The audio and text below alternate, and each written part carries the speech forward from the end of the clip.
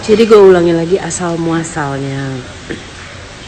Pada tanggal 11 Maret gue itu masuk Saudi dan masuk Spanyol untuk urusan pekerjaan.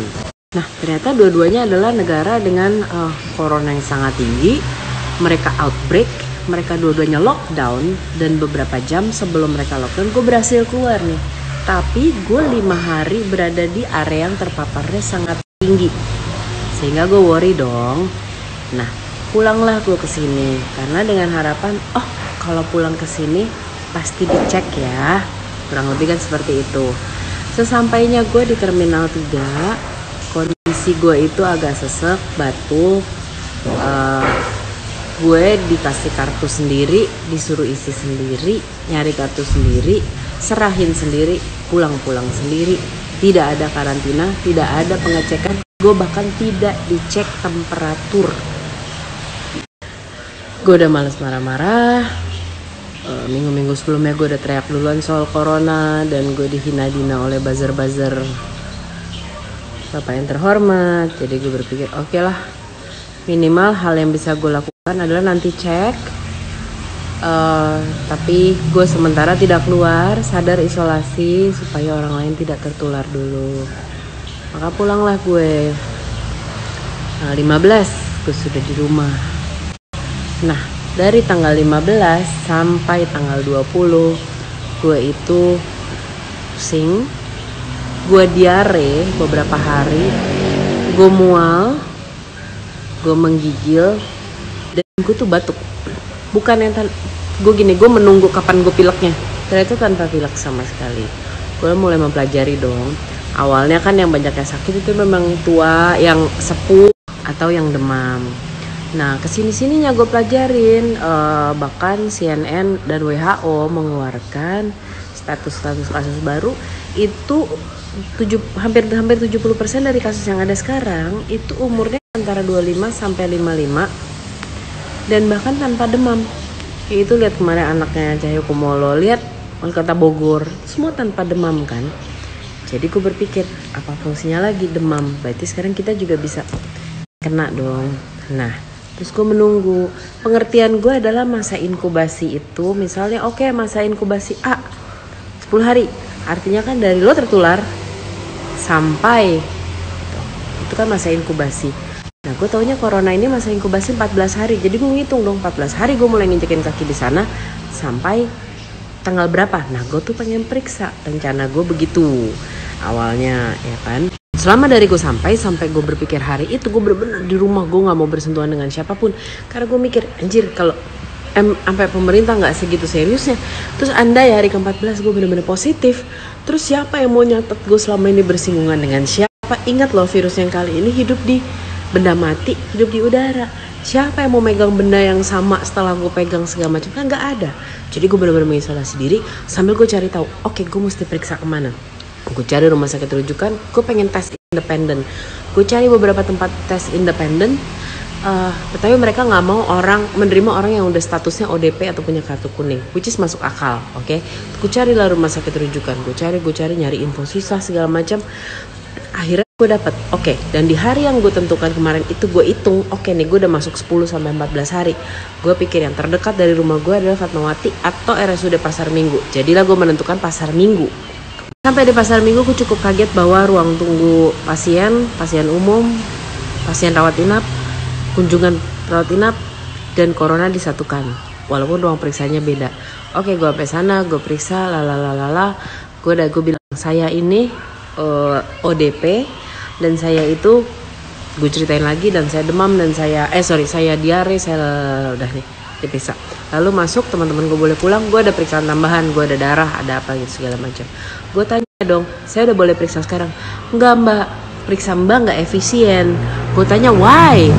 Mereka bilang karena belum masa inkubasi. Gue tanya kenapa? Saya kan 14 hari dari terpapar.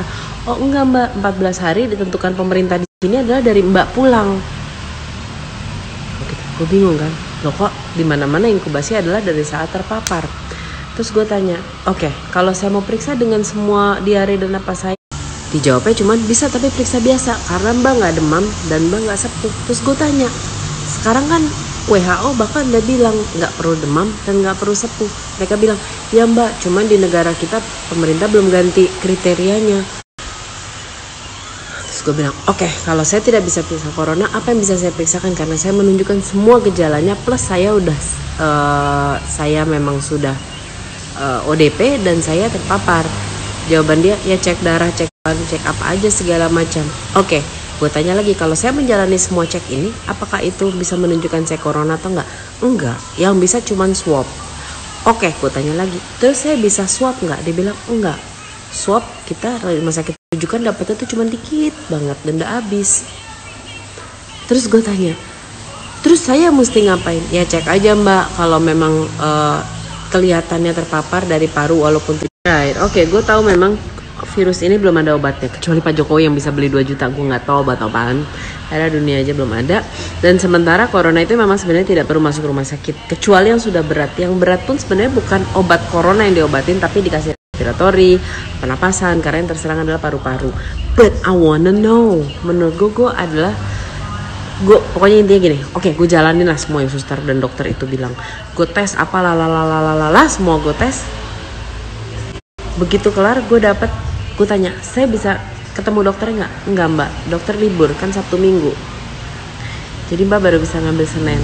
Gue kebayang Senin lagi kalau gue terpapar, gue harus keluar rumah lagi, berapa orang lagi yang akan gue tularkan, gue harus ketemu berapa banyak public area lagi. Terus gue tanya, by the way tes itu bukan gratis loh, ternyata gue bayar itu antara 150 sampai 600 ribu rupiah, bukan gratis. Nah terus gue mulai berpikir dong, lalu kesabaran gue mulai habis ya. Terus gue tanya, oke, karena gue tahu hampir semua orang cuman akan didiagnosa either tipes atau DBD atau paru. Terus gue tanya, oke, tes ini akan menentukan gue corona nggak? Enggak. Oke, gue capek, gue pulanglah gue. Mereka cuma bilang, mbak isolasi diri aja, lanjut. Tapi sebelum pulang gue dapat kertas tulisannya status gue naik menjadi ODP plus. Gue nggak pernah tahu ada status itu. Yang ada yang gue tahu ODP atau PDP. Nah terus kan gue bingung, udahlah gue udah males nanya, gue pulang. Yang penting gue pulang, cepet pulang. Sampai rumah gue tanya dong, kedua temen gue dari 2 dokter yang berbeda, dan 1 dari dokter ngomong ke presidenan, pokoknya dia terpercaya. Terus gue tanya, apakah ODP plus itu?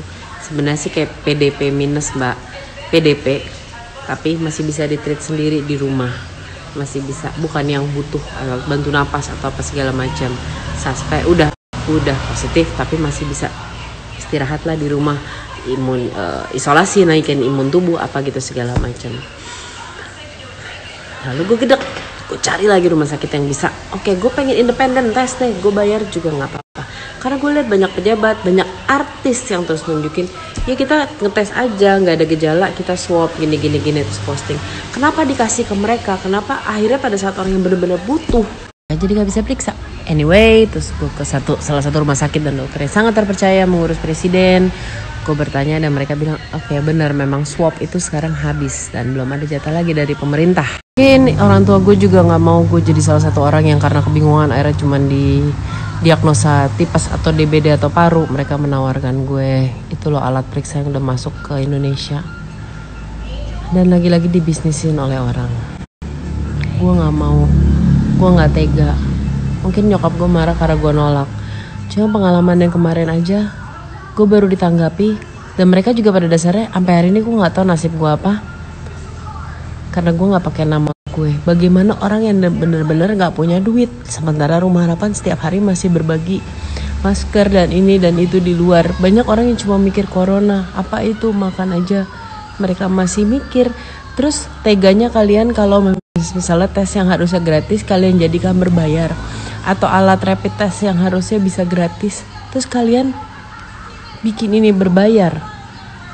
Terus kalian maki-maki dengan orang yang mau lockdown, tapi kalian juga gak mau di lockdown. Kondisi gue pagi ini dari yang kemarin balik dari dokter itu, gue muntah, gue 2 kali diare, gue menggigil, makanya tadi malam gue gak jadi live.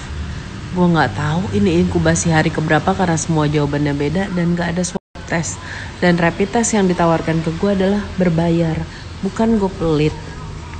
Sama kayak orang nanya, kenapa sih lo gak mau bantuin yang itu, pemerintah beli baju hazmat, pemerintah ini untuk... No, karena pemerintah punya duitnya. Gue mendingan bayar bantuin orang yang pada di bawah yang nggak punya masker, nggak punya apa segala macam, yang miskin banget. Gue nggak mau bantu pemerintah untuk beliin apa untuk rumah sakit atau petugas. Bukannya apa-apa demi Tuhan, tapi pemerintah punya, pajak kita kemana?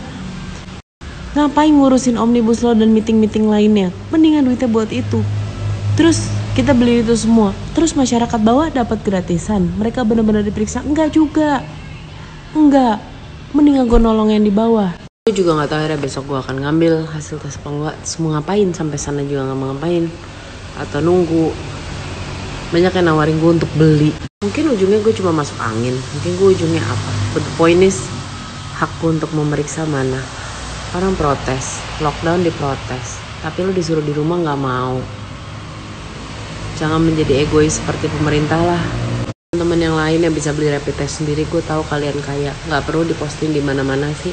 Banyak banget yang bahkan nggak bisa afford tes gratisnya. Be human. Dan isolasi ini nggak main-main gitu. Be kind. Jangan rakus. Pemerintah juga jangan semua dibilang tipes, DBD dan paru kalau nggak mampu. Be human. Gue akan nunggu sampai gue mendapat jatah resmi. Kalaupun itu gue harus mati dulu kasarnya gitu. So, be kind, okay? No, gue tidak takut virus corona. Yang gue takut adalah gue ternyata kena tanpa gue tahu dan gue menularkan orang. Itu jauh lebih jahat. Oke, gue harus lari. Gue nggak tahu gue mau muntah apa mau diare. But selama negara kita masih benci orang miskin nggak boleh sakit, orang miskin nggak boleh apa-apa. Stay safe, oke?